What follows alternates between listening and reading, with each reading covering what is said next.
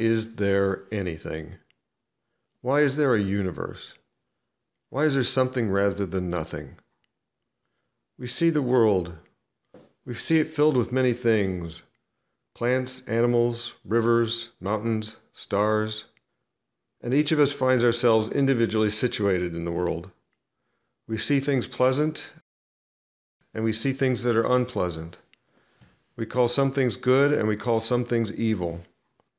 Is it necessary for the bad and evil to exist? Does the good outweigh the evil? If there were nothing at all, this wouldn't be a question. Why is there anything? Generally, the things we see in the world are, in a sense, contingent. They came about through a prior chain of causes.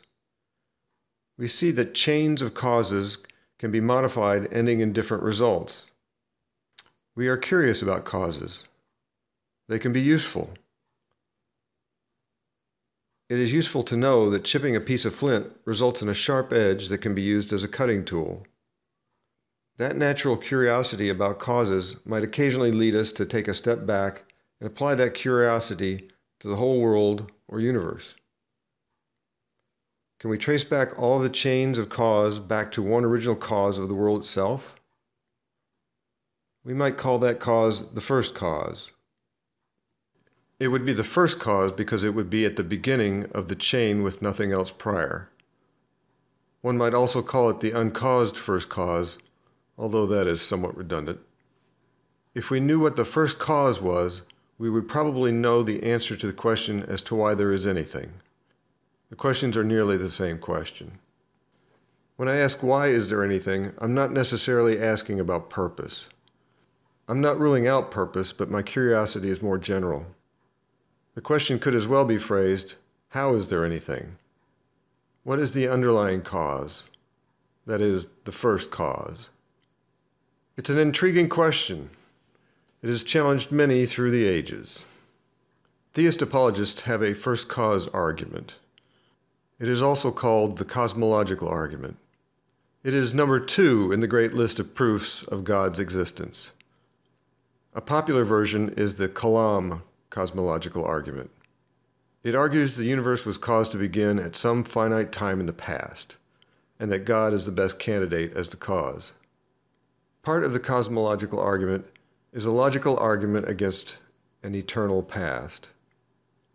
This would effectively argue against an eternal universe. There can't be infinite regress. Roughly, the idea is that time can't reach into an infinite past because there is no way to traverse that infinite past to reach today. A popular current form of the cosmological argument draws on the Big Bang theory. The observed expansion of the universe implies a definite point in a finite past in which all of the matter and energy of the universe was located in a single point. This single point in space and time is often referred to as the singularity. It is offered as the beginning of the universe, which would include the beginning of all time and space. Another premise of the cosmological argument is that mechanistic physical laws cannot have initiative. They can be part of a chain of causes, but they can't start a chain of causes. Further, it is asserted that God is a person with will and intent, and only a person has initiative. The conclusion of the argument is that God best meets the requirements of the first cause. The cosmological argument has a number of problems.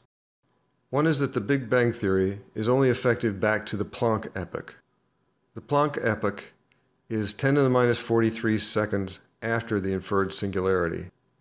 Our current knowledge of the laws of nature are effective to the Planck epoch, but not before.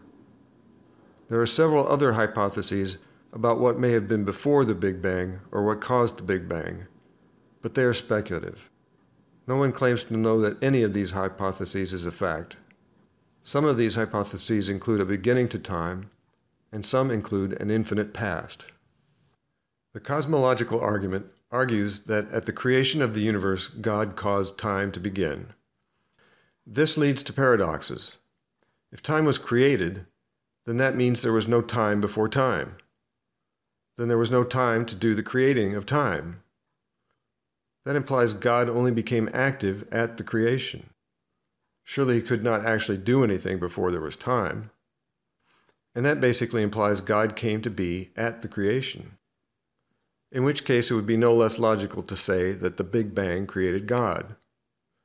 Another problem with the cosmological argument is that God is asserted to be a person with a mind.